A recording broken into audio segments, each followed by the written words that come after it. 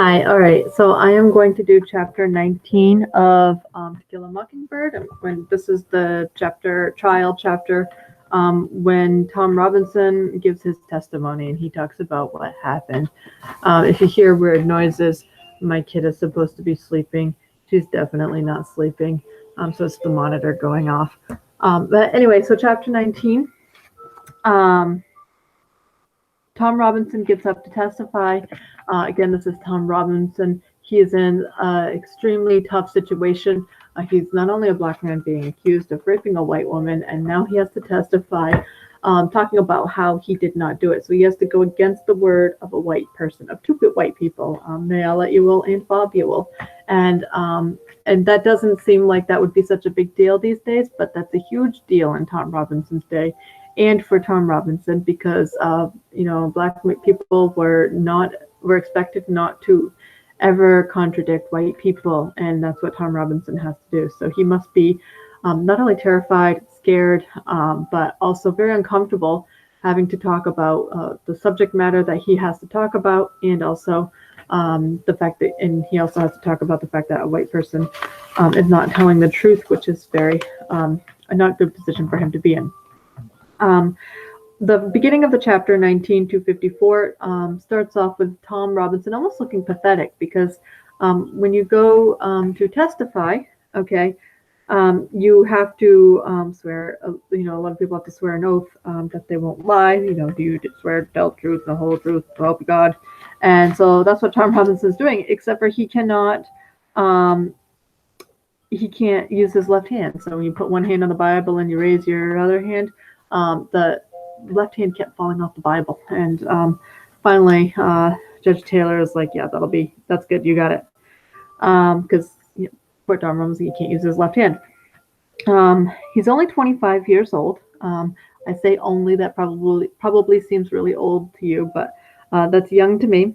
Atticus starts questioning him first now because he is Atticus's witness. Remember, the prosecutor and the attorney for the defense, they get to call their own witnesses, and so Atticus calls Tom Robinson and he gets to ask the questions first, and then Mr. Gilmore will ask the questions, and then Atticus would be able to go up and ask him more if he wanted to.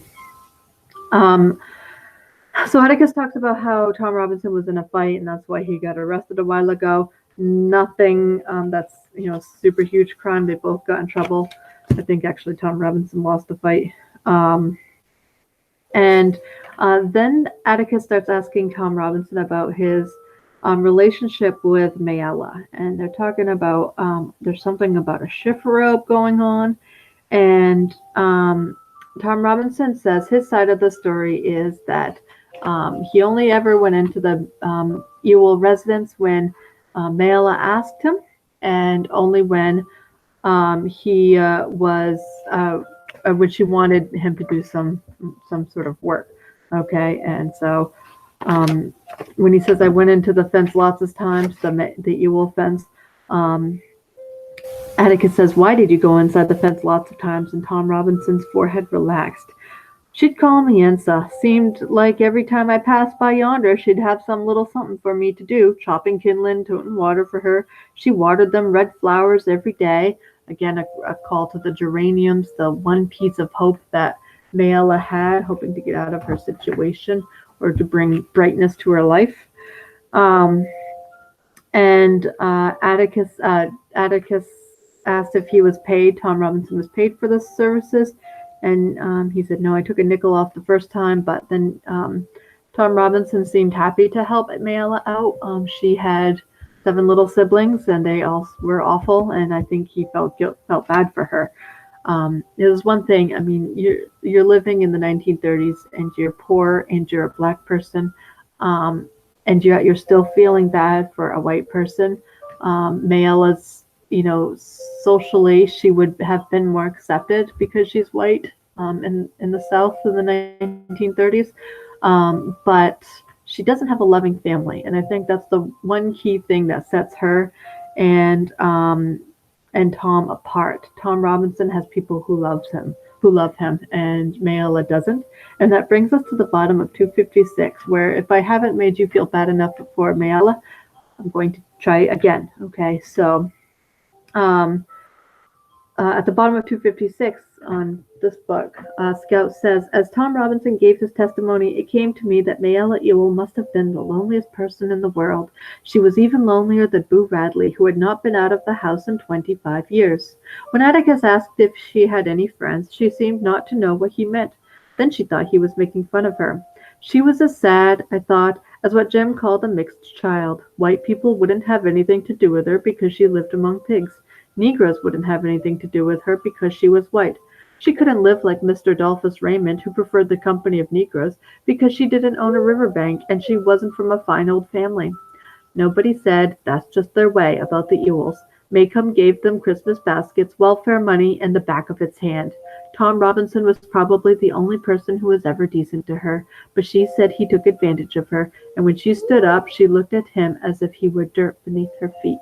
So we're showing sympathy again for Mayella Ewell. She was treated as if she were dirt, and there's no one to. Her family name is so disgraced that no one will have anything to do with her, and then that leaves her with her family, her 8 siblings, who are, I can imagine, they must be awful, and her father, who we know is awful. So Atticus, he goes on with his interrogation. He asks, Tom what his side of the events were. It must be very difficult for Tom to talk about it. And he said he was asked in to bust up a chifforobe, and I never get my furniture right, so here's what a chifforobe is, apparently. It probably wouldn't have been good, like this one. I got this one online. I'm sure it was something that had been hauled out of the dump at one point, and Mayella needed it busted up, I'm sure, for kindling wood. And Tom Robinson's version of events really starts on 258. He talks about how he notices the children are gone, and Mayella saved up for a year, 7 nickels, to send them out to get ice cream. So she got the children out of the way. And he says that she busted up the chifforobe, and then she, he was going to leave, and he says at the bottom of 259, that's where he talks about how she kind of jumped on him.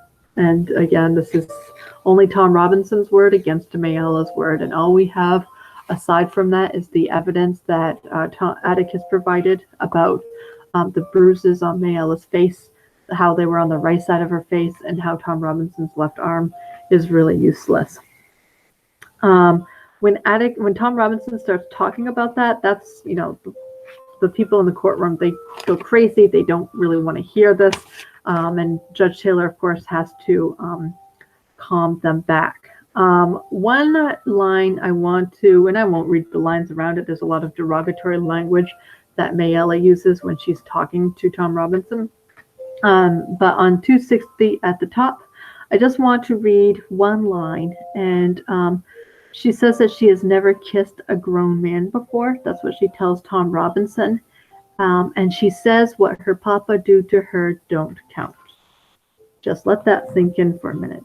A lot of students kind of read or skim over that line. In class, we do Socratic circles. And when kids are talking about this chapter, someone might bring that line up, and then other classmates may go, oh, well, crap, this is what Bob Ewell is, what kind of person he really is. So this has, again, just to reiterate, this has to be a really tough conversation to have. Notice that when Atticus is asking Tom Robinson questions, that he's very respectful to Tom Robinson. And at the bottom of 260, Scout helps us put ourselves in Tom Robinson's shoes. You don't have to be Tom Robinson. You don't have to live his life to get an inkling of the sense of the danger he was in, okay? It occurred to me that in their own way, Tom Robinson's manners were as good as Atticus's. Until my father explained it to me later, I did not understand the subtlety of Tom's predicament. He would not have dared to strike a white woman under any circumstances and expect to live long, so he took the first opportunity to run, a sure sign of guilt. So when Mayella kind of tries to start kiss Tom Robinson, he doesn't want to have anything to do with it. And if he were to push her away, he did it gently. But if he were to try to defend himself against her and hit her, obviously that would be it for him.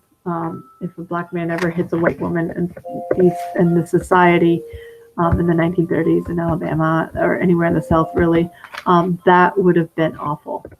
So Tom Robinson was in a big predicament there, but the only thing he has to do is run. And of course, running doesn't make you look any more innocent, and running makes you look guilty, which is why Tom Robinson looked guilty. Then one thing I wanted to point out, a non-important character who actually turns out to be important. Tom Robinson says he works for this man called Mr. Link Dees.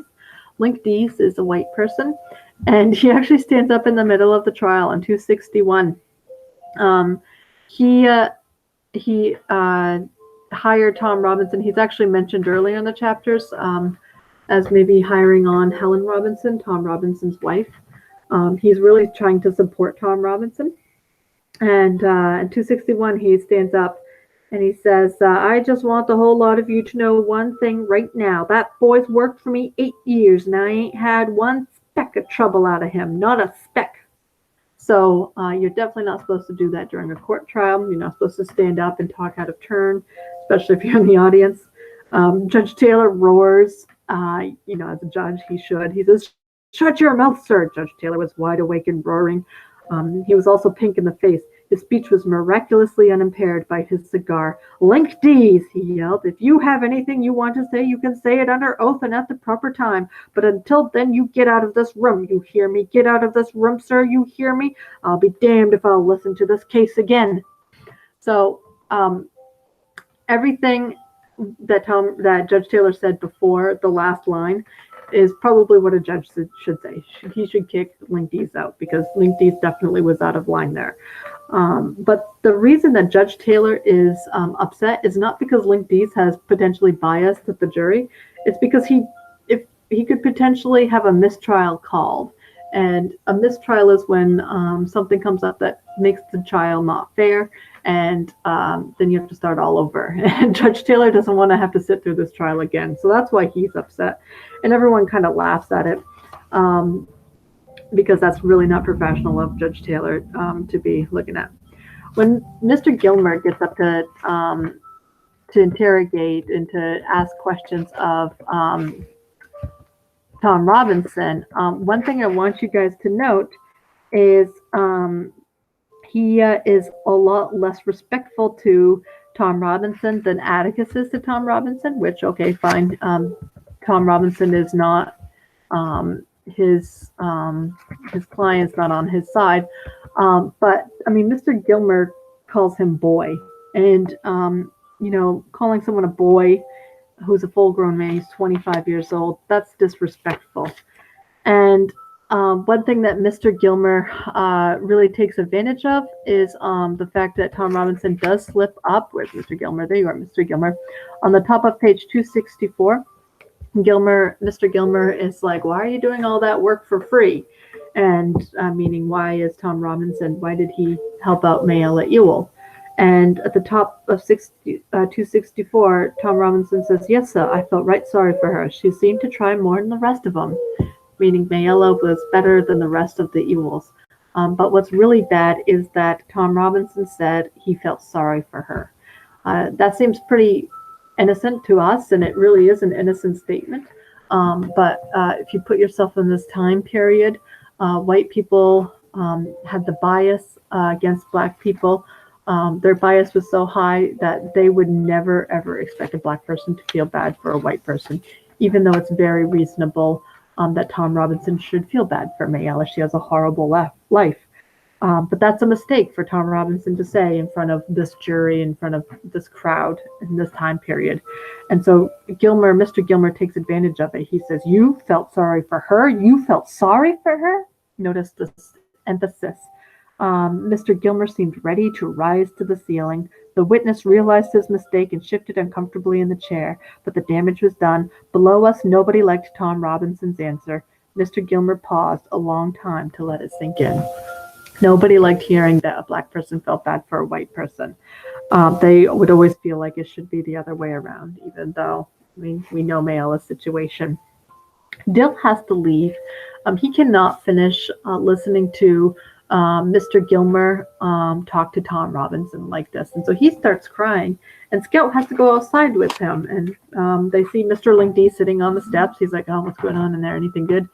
And they leave. So that's interesting. Remember, Dill, Jem, and Scout are watching this from the balcony up top. And so Scout's trying to give him some fresh air. And Scout's trying to explain to Dill why Mr. Gilmer is talking down on Tom Robinson. And Dill says, well, your dad didn't do it. And she's like, and Scout's like, well, yeah, but Tom Robinson is my dad's client, so obviously he's not going to talk down to him. Dill's like, no, he didn't talk down to the other witnesses, meaning Atticus didn't talk down to Mayella, which is true. Scout's like, oh, well, that's just Atticus. He's polite. Scout doesn't realize that there is something special about Atticus, that he's so respectful to everybody, doesn't matter who they are. And then we have kind of a surprise at the end. And we hear this unknown person at first say, I know what you mean, boy, said a voice behind us. We thought it came from the tree trunk, but it belonged to Mr. Adolphus Raymond. He peered around the trunk at us. You weren't thin-hided. It just makes you sick, doesn't it? And that leads us into chapter 20, where we hear Mr. Adolphus Raymond talk to the kids. So that's chapter 19. I'm going to hit stop recording, but it's going to take me a second.